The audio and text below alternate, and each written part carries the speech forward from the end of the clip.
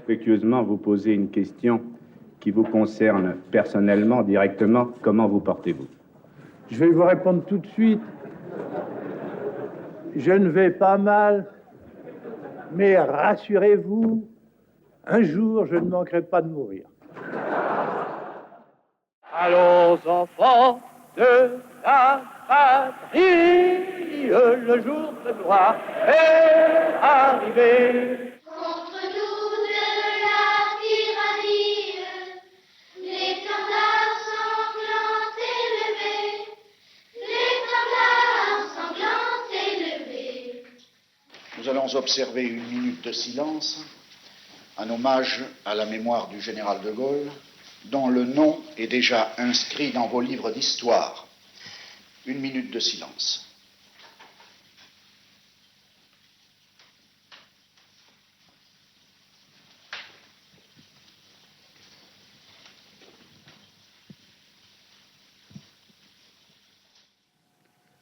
En 1940, De Gaulle a sauvé l'honneur.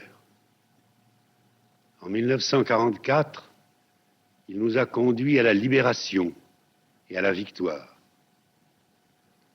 En 1958, il nous a épargné la guerre civile. Il a donné à la France actuelle ses institutions, son indépendance, sa place dans le monde. Française, Français, le général de Gaulle est mort. La France est veuve. Veuve.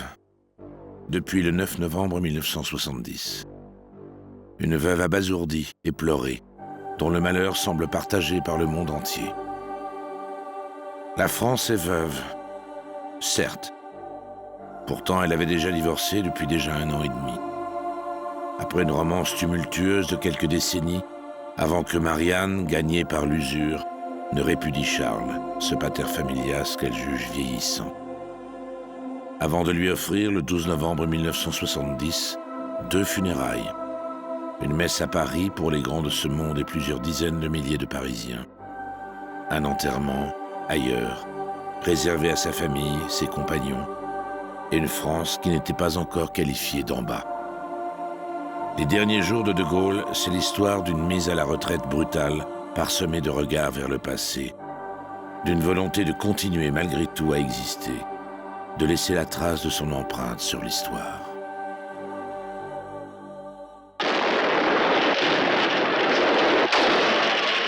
Combien faut-il de blessures pour qu'un géant s'écroule? Il en faudra 2 pour que De Gaulle meure une première fois. À l'automne de sa vie, c'est un mois de mai débordant de fureur et de revendications qui lui porte le premier coup.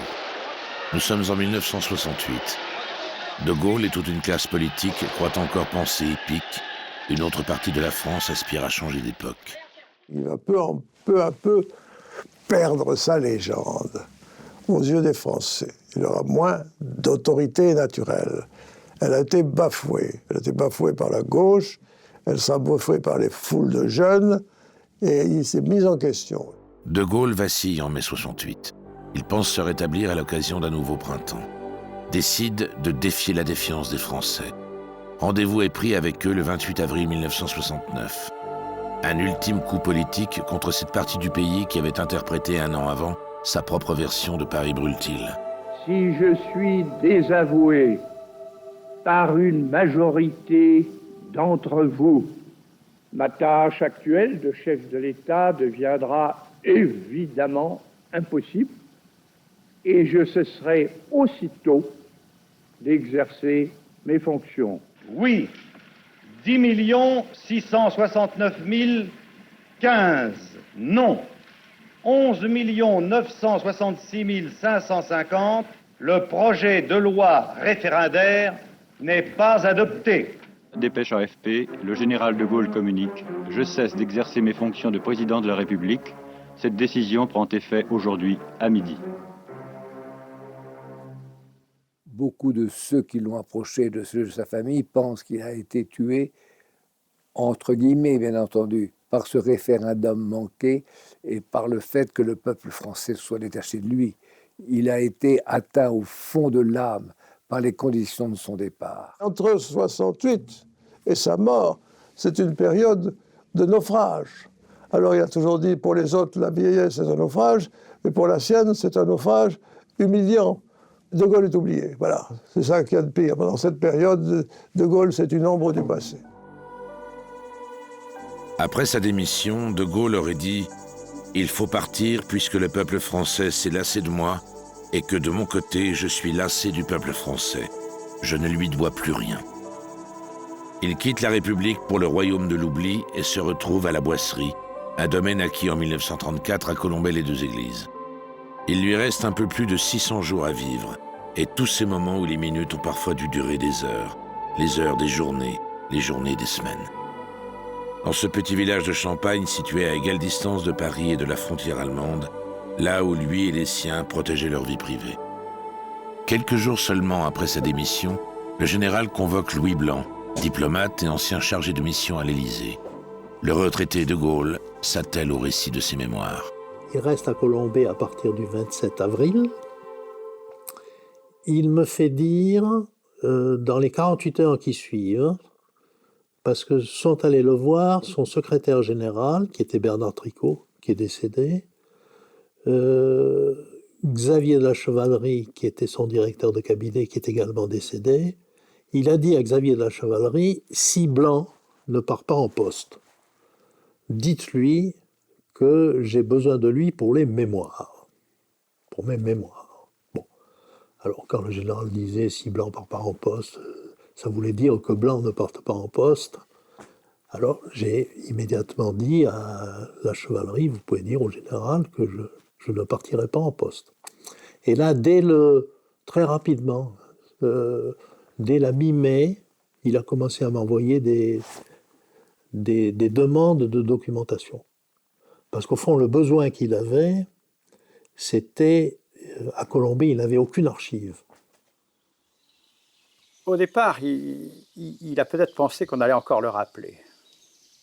Et puis, petit à petit, le manteau de l'oubli l'a un peu recouvert. Et très vite, donc, il a enlevé ça de son esprit. Il considère qu'il redevient simple citoyen. Il se retire donc, si j'ose dire, sous sa tente, dans son domaine de Colombey-les-Deux-Églises, à la Boisserie. Et avec Madame de Gaulle, il projette de faire comme le commun des Français, c'est-à-dire de se rendre en voyage. Il se projette ainsi géographiquement quelque part. Coup de théâtre, De Gaulle quitte soudainement Colombey. Le 10 mai 1969, vers 7 heures du matin, Yvonne de Gaulle annonce au personnel de maison « Allez, on embarque les bagages, nous partons en Irlande ». Pourquoi De Gaulle décide-t-il de partir, et ce 15 jours après le coup de grâce de l'échec du référendum, alors que l'écriture de ses mémoires semble l'urgence absolue? Le général n'a jamais aimé le 18 juin. C'est un secret pour personne. Et il a toujours dit « Je ne suis pas l'homme d'un seul jour ». Il ne voulait pas que l'on dise de lui « l'homme du 18 juin ». C'était une expression qu'il détestait. Et il considérait qu'être hors de France au moment du 18 juin enlèverait tout propos belliqueux, frondeur, séditieux, etc., aux gens qui avaient l'intention de les prononcer. Une façon peut-être encore de créer l'événement, de dire à son tour « merde ». Et un De Gaulle meurtri n'oublie pas à quel point les grands moments de l'histoire s'accompagnent souvent d'un froid rappel à de basses réalités. Ainsi de l'appel du 18 juin qui exhorte à refuser la soumission d'un pays perdu. La BBC ouvre ses micros, ses ondes, puis prend acte, comme le montre ce document étonnant. De Gaulle parle au nom d'une France qui refuse d'être moribonde. L'événement est couché dans une morgue toute administrative. Nom du speaker, Général de Gaulle. Titre ou sujet, La France continuera la lutte. Date, 18 juin 40. Heure, 10 heures du soir. Remarque, durée, 4 minutes. Pas de paiement. Le général était un peu comme sonné, n'est-ce pas, de l'échec du référendum. Il était infiniment triste, en proie vraiment à un chagrin profond. Il est parti, vous savez, comme une bête blessée, lécher ses plaies ailleurs qu'en France. Si vous vous souvenez de ces photographies du général dans cette grande houppelande noire, avec sa canne et marchant sur les grèves, sur les plages de l'Irlande. Pourquoi choisir l'Irlande? Parce qu'il ne voulait pas mourir avant de découvrir cette terre. L'occasion également de retrouver une lointaine ascendance irlandaise, ses ancêtres du côté maternel, les MacCartan, seigneurs de Kinlarty, habitués des révoltes contre le colonisateur anglais. Le général aimait l'Irlande aussi parce qu'elle avait résisté à l'Angleterre, s'était détachée de l'Angleterre et avait conquis son indépendance contre les Anglais. C'était pas fait pour lui déplaire. L'hôtel Covreron, où est descendu le général de Gaulle et Madame de Gaulle, est inapprochable par les terres. Nous avons donc été obligés de prendre une barque pour nous approcher de ce petit hôtel, un hôtel d'une étoile, hôtel modeste. Les prix varient pour une personne, une chambre d'une personne, entre 16 francs et 24 francs, chambre et petit déjeuner.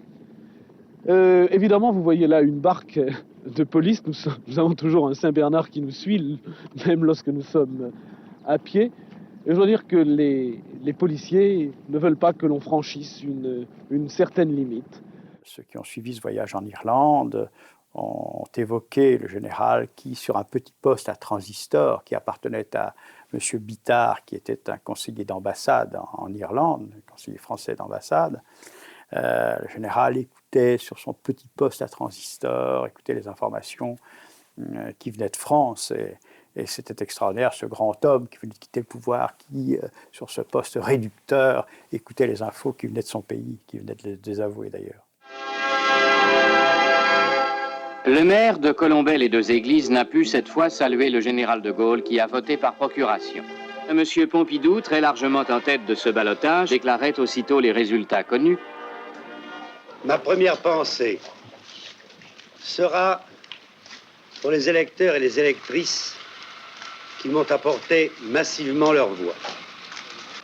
Ma seconde pensée, vous ne vous en étonnerez point, sera pour le général de Gaulle, qui doit se féliciter que la France n'ait pas choisi la voie de l'impuissance et du retour au passé. Georges Pompidou est élu le 15 juin 1969. De Gaulle n'est plus en Irlande que pour quelques jours.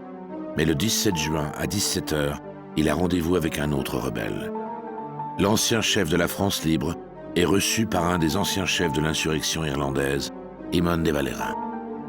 Une rencontre symbole entre deux hommes qui connaissent le prix du sang versé, de l'intransigeance et des compromis, des fidélités et des trahisons. Il aimait bien Valera, qui avait été, comme lui, le grand héros de l'indépendance nationale. C'était d'ailleurs très beau de voir le général, et Valera était aveugle.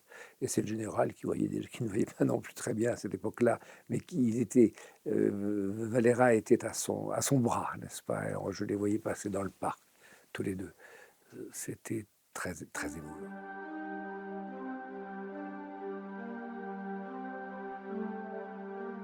Ils ont surtout évoqué l'Irlande dans l'Europe. Disons que ça n'est pas allé au-delà, pratiquement. Il y a eu des toasts de portée, mais il n'y a pas eu donc de déclaration fracassante et de révélation fracassante entre les deux hommes. C'était simplement une prise de contact. Ils étaient heureux de se retrouver et il n'y a pas eu de conséquences directes. De toute façon, le général ne voulait pas s'impliquer politiquement, il était hors du pouvoir. Et puis Eamon de Valera, vous savez, les choses le quittaient, les choses de la vie le quittaient tout doucement. Le soir même, à l'issue du dîner, un de Gaulle ému, lâche, en ce moment grave de ma longue vie, j'ai trouvé ici ce que je cherchais, être en face de moi-même. Et ajoute à l'intention d'Eamon de Valera, votre œuvre est une grande œuvre nationale. Moi aussi, j'ai essayé de faire une grande œuvre nationale. Au crépuscule de leur vie, deux chemins qui se terminent non sans une certaine amertume au cœur. Pour l'un, la répudiation du peuple français. Pour l'autre, cette Irlande amputée d'un membre, l'Ulster, demeurée possession britannique. Une Irlande du Nord, berceau des ancêtres de Gaulle, ravagée par les affrontements entre catholiques et protestants. et où le général, semble-t-il, aurait souhaité se rendre.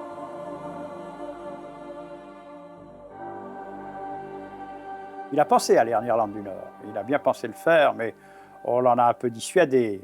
Il a souhaité, dans ses propos, avec ses proches et avec quelques personnes, des personnalités, il a souhaité aller en Irlande du Nord. On l'en a dissuadé parce que, bon, bah, évidemment, politiquement parlant, ça n'était pas politiquement correct. En d'autres termes, De Gaulle en Irlande du Nord, cela sentait l'incident diplomatique majeur. Une crainte pas forcément injustifiée. Le 19 juin, quelques heures à peine avant son départ pour la France, à l'occasion d'une ultime réception, ne s'écrit-il pas à l'occasion d'un toast « Je lève mon verre à l'Irlande tout entière ».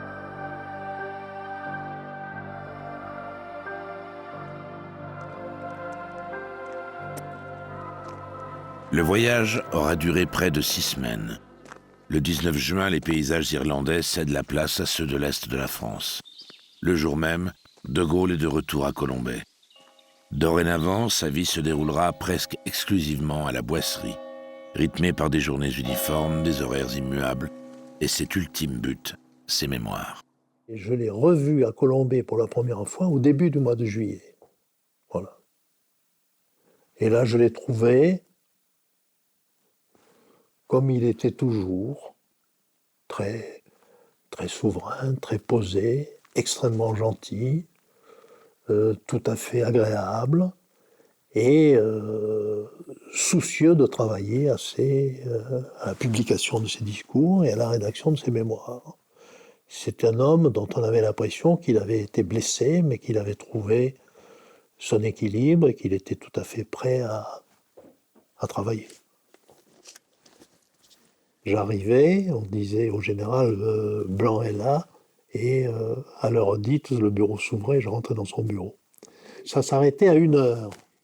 Alors il sortait de son bureau, il mettait en action la télévision pour les nouvelles de 1 heure, et quand il y avait des invités, on servait l'apéritif. C'était souvent moi d'ailleurs qui servais l'apéritif. Il me demandait de servir l'apéritif. Et puis après, on passait à table. On restait pas longtemps à table, et on quittait la table et on revenait dans ce salon, on prenait le café, et on servait le pouce-café. Et c'était moi qui servais le pouce-café, en général. Voilà. Et tout ça était très, très organisé, toujours à la même heure, enfin c'était très... Et puis quand j'étais seul, on buvait le café, et immédiatement le café bu, on allait se mettre au travail. Ce qui me contrariait un peu, parce que moi, après le repas, j'aime assez un peu faire un bout de sieste, fût-ce 5 minutes. Mais enfin là, il n'était pas question. Et on allait travailler. Voilà.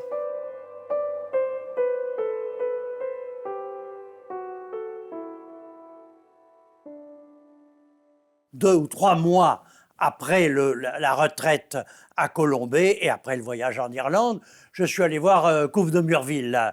Pas pour quelle raison, en tout cas, peut-être simplement pour le voir, parce que c'est un homme que j'admirais, que j'aimais beaucoup. Il revenait de Colombey. Peut-être c'est parce qu'il revenait de Colombey que je suis allé le voir. Et je lui ai dit, Monsieur le Premier ministre, dans quel état d'esprit avez-vous trouvé le général de Gaulle? Très frappé, très choqué? Il m'a dit, pas du tout. J'ai trouvé un homme heureux. Pourquoi? Parce qu'il fait ce qu'il aime, il écrit.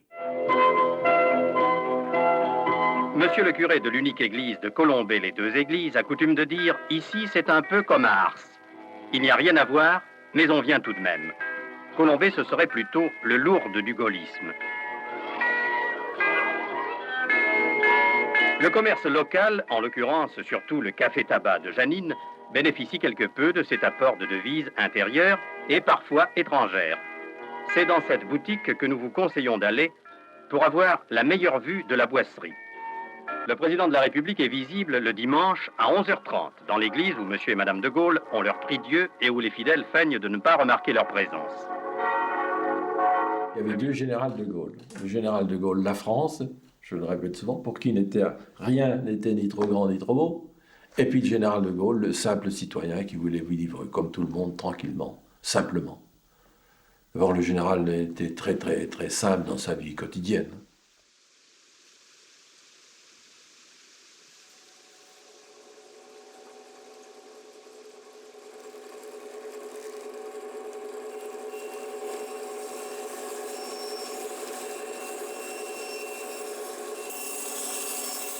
On le voyait pas souvent, il était chez lui, il sortait pas beaucoup qu'aux occasions. Enfin, Madame de Gaulle, si, elle faisait ses courses. Bon, pour nous, c'était un habitant comme nous, hein. Sauf que c'est sûr que c'était un homme qui avait un rang plus haut que nous, hein. C'était un gars, il vivait comme nous on vit, hein. À la période de l'hiver, c'est la nourriture, on mange la potée, lui il mangeait la potée comme nous, hein. C'était pas un homme qui recherchait pas de flafla. Des gens qui s'intéressaient à la vie du village comme un autre citoyen, c'est tout. De toute façon, même si on les voyait pas beaucoup, ils savaient ce qui se passait dans le pays. Ah oui. C'est vrai. Ça reste un grand homme pour vous aujourd'hui? Oui.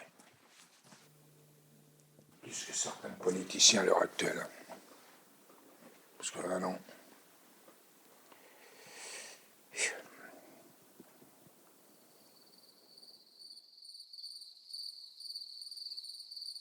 De Gaulle écrit sa version de la grande histoire, retranché dans la boisserie, tout en étant condamné à regarder la marche du monde continuer sans lui, à n'être qu'un simple fidèle de la grand-messe catholique du soir.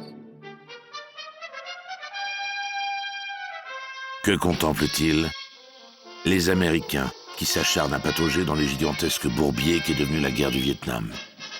Et ces mêmes Américains qui tutoient l'espace et gagnent la Lune. Le 16 juillet 1969, il assiste au lancement d'Apollo 11, le 21 à son alunissage.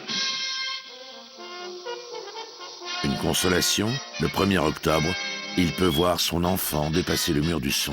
Concorde atteint Mach 1.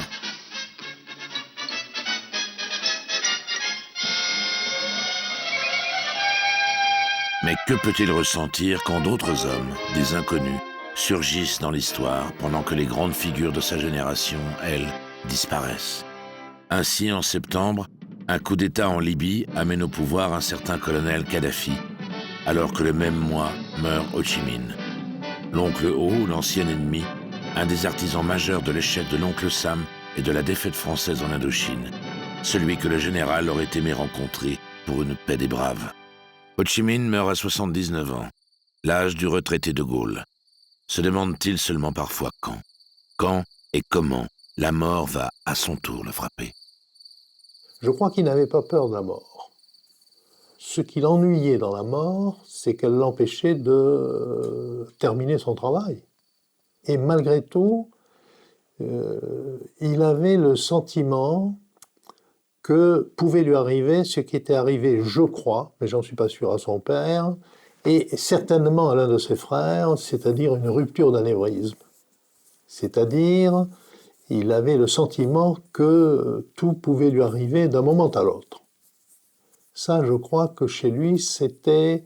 Et il donnait toujours l'impression d'être pressé pour terminer ce qu'il voulait faire. C'était un perpétuel tourmenté, il était tourmenté pour la France, il ne vivait que pour la France, il vivait que pour son pays. Et il ne voulait pas qu'on y touche, qu'on lui fasse du mal. C'est une imagerie simple, mais c'est ça. Donc il souffrait en permanence. Il souffrait du fait que les Français les rejetaient, c'est vrai. Et il a souffert pendant 2 ans, Madame de Gaulle le disait.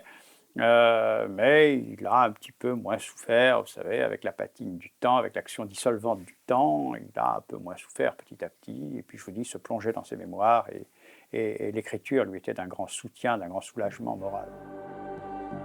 De Gaulle à l'écriture, les visites de sa famille, de quelques proches, et les longues promenades non loin de Colombey dans la forêt d'Éduy, une de ses rares activités en dehors de la boisserie. Et puis, il y a aussi ces quelques instants particuliers partagés avec certains habitants du village. Mon grand-père était un grand mutinier de la guerre 14-18. Et à ce titre, le général, quand il allait à la messe le dimanche, il rendait une visite à mon grand-père, qui était donc paralysé. Il lui offrait une cigarette, enfin, il lui mettait une cigarette dans la bouche et il lui allumait. Et puis, il parlait un petit peu, parce que ça lui rappelait aussi, parce que le général a eu un frère à peu près dans les mêmes cas que mon grand-père, mutilé de la guerre 14-18. Alors ça lui rappelait quelque part son frère, et en plus, en tant que voisin, il se faisait un plaisir d'aller saluer mon grand-père.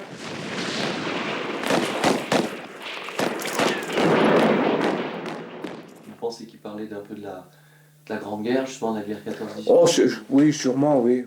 Bon, c'était des moments sûrement un peu pénibles à se remémorer, mais enfin, bon, c'était encore bien dans les esprits à cette époque-là.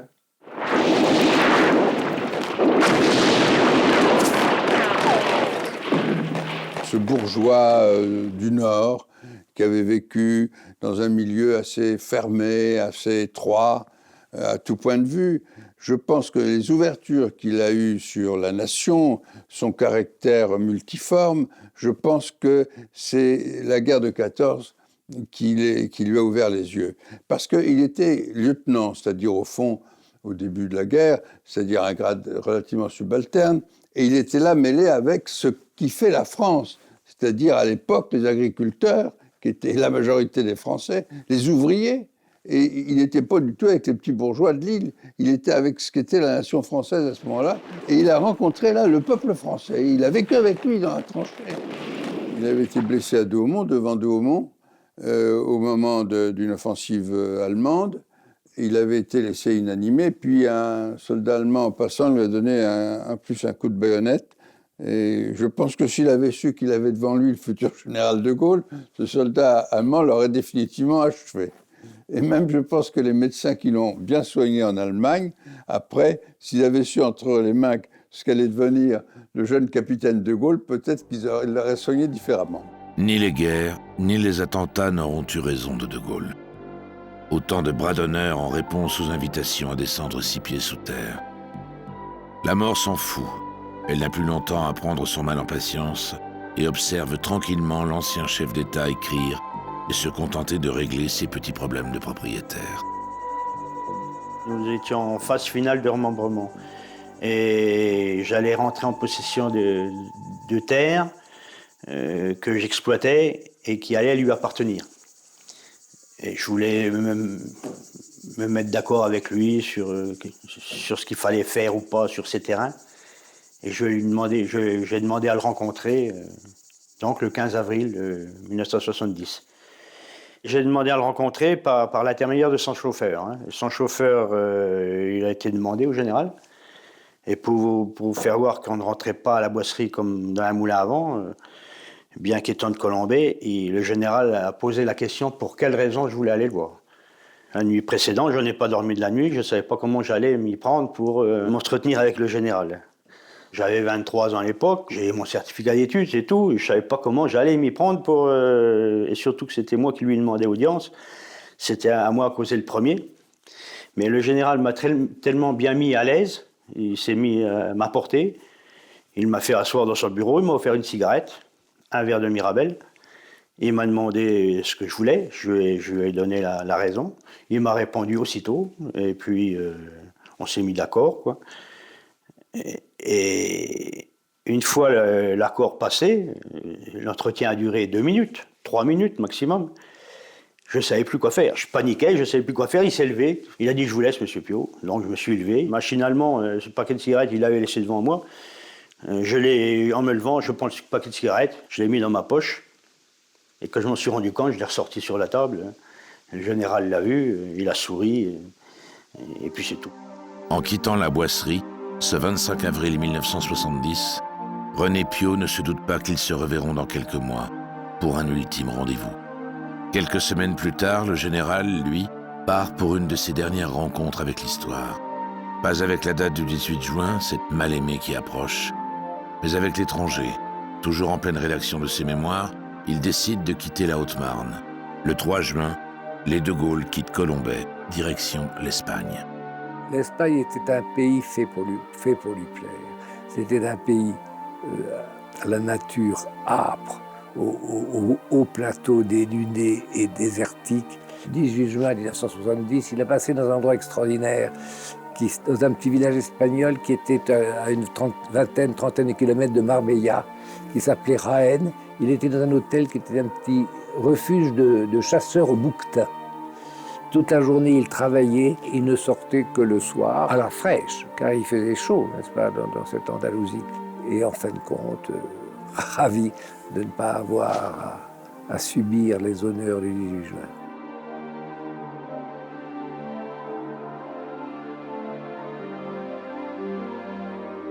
Du jour où il n'a plus été au pouvoir, où il était redevenu un homme tout à fait libre, il voulait voir l'Espagne de l'histoire de Charles Quint, l'Espagne historique, et bien entendu voir aussi le général Franco, pour qui, n'en déplaise à mon père et à beaucoup d'autres, il avait peut-être une secrète estime. Pour lui, Franco était une énigme. Il se demandait comment Franco avait tenu dans son pays. Comment avait-il fait? Comment avait-il pu faire? Comment s'était-il maintenu, etc. C'était une énigme. Curieusement, au fur et à mesure que De Gaulle ne constituait plus une menace de pouvoir, le respect qu'il suscitait, et puis le fait qu'il ne comptait plus pour beaucoup, fait que cette visite n'a pas suscité les réactions qu'on aurait pu attendre. Pour Malraux et Mauriac, évidemment, Franco, ce n'était pas une rencontre qui leur a fait grand plaisir. Malraux je crois même, plus ou moins l'a fait savoir. Mauriac l'a subi comme une petite épreuve. Mais enfin, Mauriac a dû dire, c'est pour la punition de mes péchés. 8 juin 1970, Palais du Pardo. Il est midi quand a lieu cette bien étrange rencontre.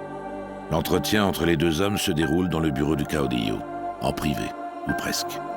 Un haut fonctionnaire sert d'interprète. Entre De Gaulle et Franco se tient Maximo Caral.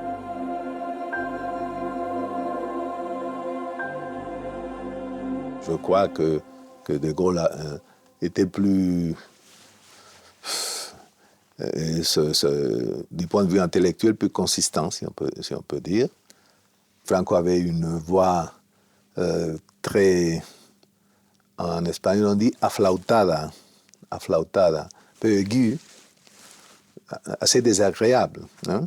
Bon, le général, vous savez la voix qu'il avait, non? Alors ça faisait une certaine, comment dirais-je, aussi la façon de parler, comment le général appuyait ce qu'il disait avec les mains, le bras. Par contre, Franco beaucoup plus passif, si vous voulez, non? De Gaulle avait plus de curiosité, tandis que Franco était, si vous voulez, plus ému, si on peut parler d'émotion chez lui, ça je ne sais pas. Aussi parce que pour lui, la présence du général était, si vous voulez, un fait politique important. Je ne sais pas si on peut dire que ça c'était une espèce d'alibi pour son régime, mais ça lui, c'était bon pour lui, bon, positif. J'ai eu l'impression qu'il avait été un peu déçu par le personnage. Il s'attendait peut-être à voir quelqu'un de plus considérable que ce qu'il a vu. Humainement parlant, j'entends. Qu'est-ce qui vous fait dire ça? Je ne sais pas, parce qu'il ne m'a pas dit, il ne m'a pas fait de, comment dirais-je, de jugement très positif sur son interlocuteur. Il n'a pas dit c'est un homme de grande capacité, de vaste intelligence. Ou pas. Il n'a rien dit. Il a seulement dit qu'il avait trouvé un peu endormi. Je ne me rappelle plus très exactement le mot qu'il avait employé. L'entretien se termine à un moment donné, s'ouvre une porte, il y a un adjudant qui dit « Excellence, le déjeuner est prêt ». Ils disent deux mots, comme ça, il se lève et il part. Ça m'a jeté un coup d'œil. C'est fini comme ça a commencé. Le 27 juin, les De Gaulle sont de retour à Colombey. Prochain projet de voyage, la Chine. Le général aimerait rencontrer Mao. En attendant, la vie quotidienne reprend ses droits à la boisserie. Le monde, comme d'habitude, se consume et des grands s'éteignent. Le 1er septembre disparaît un gaulliste impénitent, l'écrivain François Mauriac. Puis le 2, un des compagnons de la Libération, le maréchal Koenig, l'homme qui rendit un peu d'honneur militaire à la nation à la bataille de Bir Hakeim en 1942. Le 29 septembre, le président égyptien Gamal Abdel Nasser décède d'une crise cardiaque à 59 ans. Une mort qui affecte le général qui admirait le Raïs. Une consolation, le 4 novembre, Concorde atteint Mach 2. La France est toujours une des puissances maîtresses du ciel. De Gaulle doit être aux anges.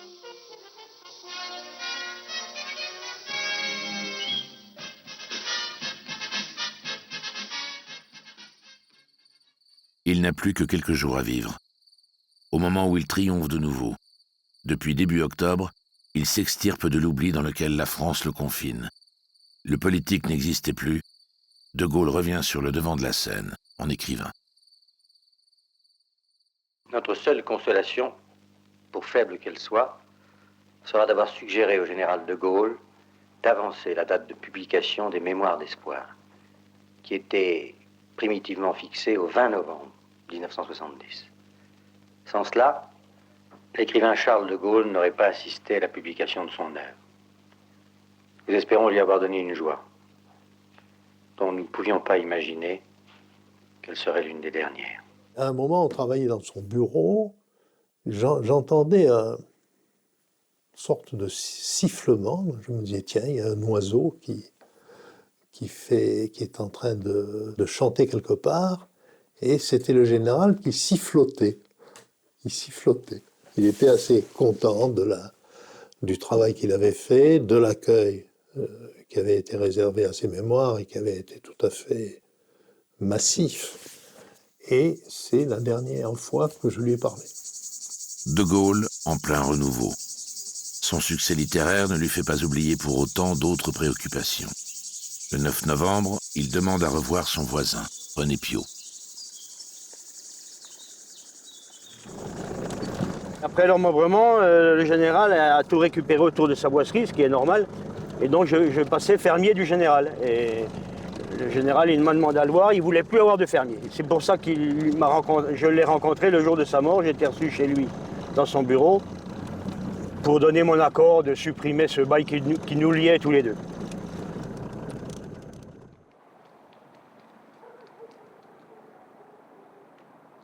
Je me suis rendu à la boisserie. Et là, il a été très, très, très causant. J'ai été entre 15 et 20 minutes dans son bureau. Il m'a posé beaucoup de questions sur nos travaux, le bâtiment qu'on construisait, après ma famille, mes enfants, tout. Il a été très, très causant. Et rien ne laissait prévoir qu'il allait disparaître le jour même. Et il s'est même proposé, puisqu'on est en train de construire une stabulation pour les bêtes, il m'a dit ça doit coûter cher, un machin pareil, qui m'a dit si vous êtes gêné, je peux vous aider. Il m'a dit, textuellement, il m'a dit le général n'est pas à plaindre. Par contre, il ne m'a pas offert une mirabelle comme la fois précédente. Et en sortant de son bureau, Madame de Gaulle qui tricotait dans la bibliothèque à côté du bureau, Madame de Gaulle lui a fait la remarque qu'il ne m'avait rien offert. Oui. Et il était gêné, le général. Il m'a dit monsieur Piot, venez vous prendre quelque chose. J'ai dit non, je vous remercie, mon général. Et il m'a accompagné jusqu'à la porte. Et j'ai appris sa mort donc le lendemain. Et entre-temps, si vous voulez, pour confirmer notre accord que nous étions passés ensemble, il m'a réécrit une lettre après notre entretien. 9 novembre 1970. Cher monsieur Piot, après notre bon accord de tout à l'heure, je vous demande d'accepter ceci qui tient compte de votre gracieux renoncement à notre bail. Veuillez croire, cher monsieur Piot, à mes sentiments bien cordiaux. Charles de Gaulle.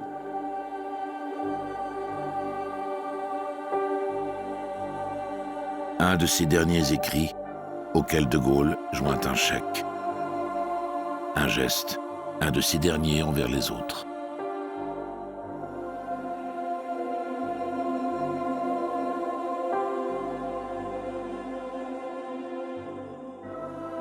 Vers 19h, le général s'installe dans la bibliothèque pour faire une réussite. Soudain, il met sa main dans le dos et aurait dit « Oh, j'ai mal » avant de s'affaisser. Un prêtre et un médecin sont appelés d'urgence.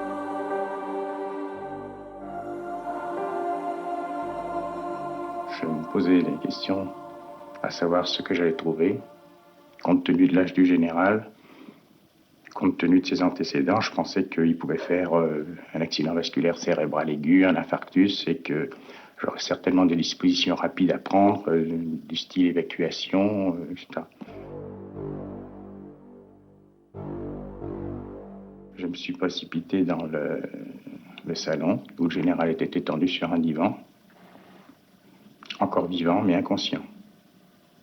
Dégoulinant de sueur, agité, ça signait l'accident vasculaire aigu. Il est mort, donc, sous vos yeux. Il était en train de mourir quand je suis arrivé. Il y avait Madame de Gaulle, il y avait Marou, il y avait les deux servantes, et il y a eu d'un seul coup comme un silence. Quelque chose venait de s'écrouler, de s'effondrer. Et 1 heure après, j'ai eu son chauffeur qui venait me faire part du décès. Bah, écoutez, c'était une grande émotion, une catastrophe. Hein. Puis surtout qu'il est mort brutalement. Alors c'est justement à ce moment-là avec le chauffeur qu'on a décidé que le lendemain matin, à 7h30, je serais à la boisserie pour un peu voir comment on allait s'organiser pour les obsèques, puisque c'était un top secret, bien sûr, parce que on ne savait pas très bien où était l'amiral, par exemple. Donc il fallait avoir le temps qu'il soit prévenu, et non pas qu'il n'apprenne pas le décès de son père par la presse ou par la radio. Le cœur du général de Gaulle aurait cessé de battre vers 19h30. Commence alors son dernier grand rendez-vous avec le monde. Avec aux premières loges, les habitants de Colombey. Le village entre dans l'histoire. De Gaulle la réintègre dès l'annonce officielle de sa mort, le 10 novembre. J'ai convoqué le conseil municipal tout de suite. 13h30, réunion du conseil municipal. 14h, visiter la boisserie. Et 15h, réunion avec les différentes autorités qu'on avait convoquées. Voyage officiel, préfecture, gendarmerie, la Dédieu, etc. pour mettre au point les obsèques qui étaient fixées 2 jours après, le 12 novembre, à 15h. Voilà. Le capitaine de vaisseau Philippe de Gaulle n'a pas revu son père depuis plus d'1 mois. Basé à Brest, il est prévenu le soir même et arrive à Colombey dès le lendemain, 10 novembre, dans l'après-midi. J'étais à Brest, mais j'ai même été surpris, parce que pour moi, mon père continue indéfiniment, et dans l'histoire et pour moi. Instinctivement, et pour me retrouver en lui, j'ai cherché quelles étaient les caractéristiques physiques qui pouvaient me rapprocher de lui. Nous avions la même taille, le même tour de tête, et derrière sa tête, j'ai cherché le même méplat que j'ai retrouvé. Et donc, je me suis un peu recherché dans mon père, en lui-même et en moi-même.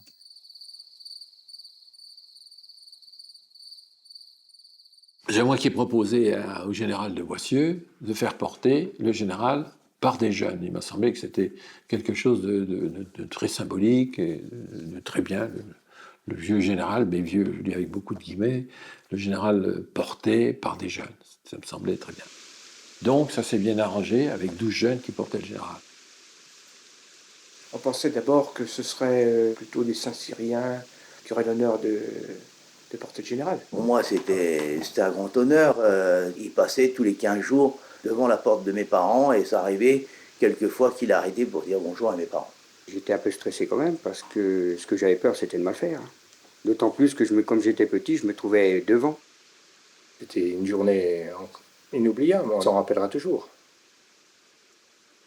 Je travaillais à l'époque, j'étais chef de cuisine à Chaumont. Et je l'ai appris par mon patron. Il m'a dit tiens, le général est mort.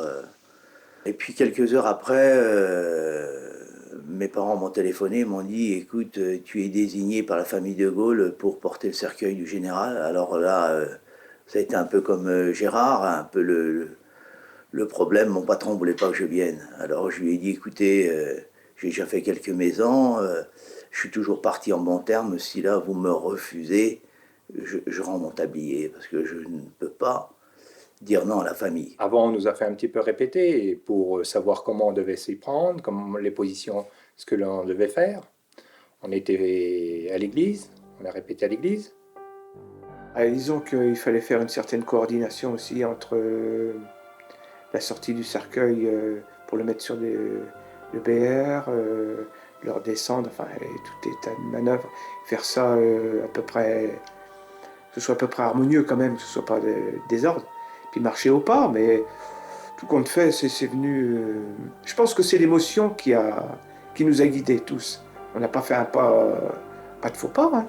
Je me souviens quand on est sorti de l'église pour aller au cimetière, je sais qu'avec mon pied, j'ai passé le pied gauche ou le pied droit, j'ai tâté la marche parce qu'il y a 2 marches à monter pour rentrer au cimetière.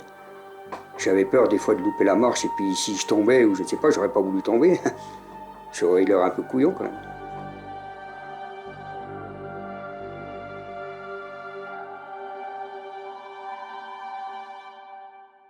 J'avais été averti qu'un jeune aurait été soudoyé pour faire des photos au moment de la levée du corps.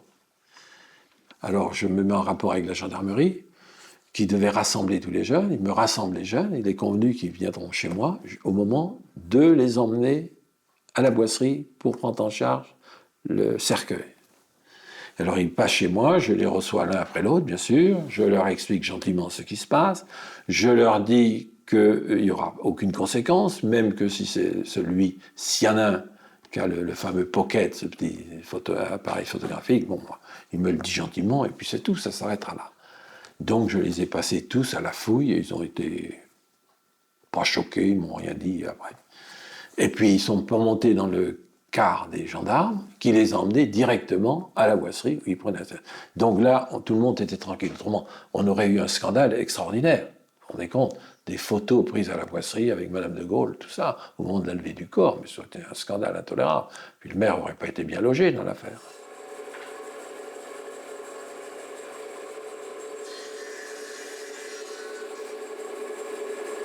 C'est le maire de Colombey qui était appelé par la boisserie, et puis que c'est lui qui s'occupait des démarches. Donc il est venu voir, à l'époque c'était mon père qui était à la menuiserie, il était venu le voir pour la fabrication du cercueil, quoi. Tout simple. Cercueil comme chez tout le monde, ils l'ont demandé tout simple. Cercueil en chêne, sans capitonnage, juste une garniture intérieure autour, c'est tout. Et puis les poignets, le Christ.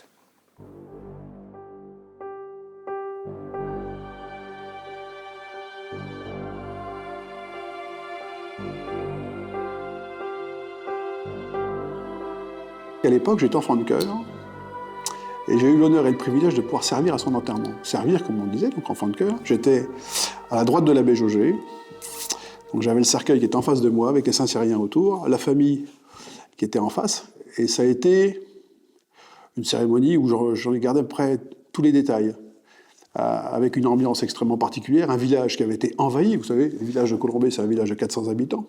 Et on a vu le village envahi par une foule de gens tristes, et puis une foule, mais alors compacte, dense, recueillie, triste. C'était extrêmement lourd comme ambiance. Et ne nous soumets pas à la tentation, mais délivre-nous du mal. Au moment où on l'a mise en terre, donc de l'autre côté de la rue où il y a sa tombe aujourd'hui, dans le square, se trouvaient, je sais pas, il y a peut-être des centaines d'appareils photo, à ne pas voir les gens derrière, et c'était un crépitement incessant. Donc ça ajoutait encore à cette ambiance particulière, parce que ce sont des choses qu'on ne vit jamais. La France l'avait déjà enseveli une première fois. Le jour de sa mort, d'une certaine manière, elle le ressuscite. Malgré lui, qui souhaitait que ses obsèques soient réservées à sa famille, aux compagnons de la Libération et à la population de Colombey, le monde lui rend également hommage à Paris. Que ta volonté soit faite sur la terre comme au ciel.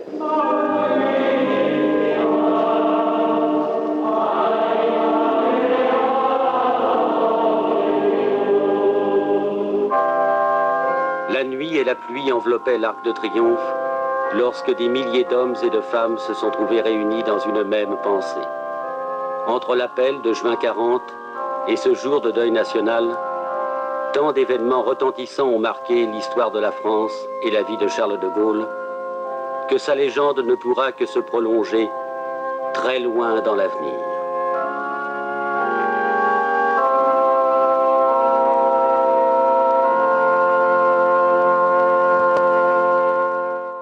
À qui appartient le mot de la fin?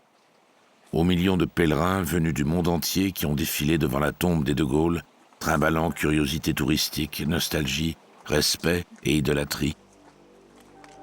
Ou aux personnages complexes, multiformes, qui souhaita tant s'inscrire dans l'histoire, eut tant d'ambition pour son pays, tout en percevant la vanité des choses? N'écrivait-il pas un jour, citant Nietzsche, « Rien ne vaut rien, il ne se passe rien, et cependant tout arrive, mais cela est indifférent. »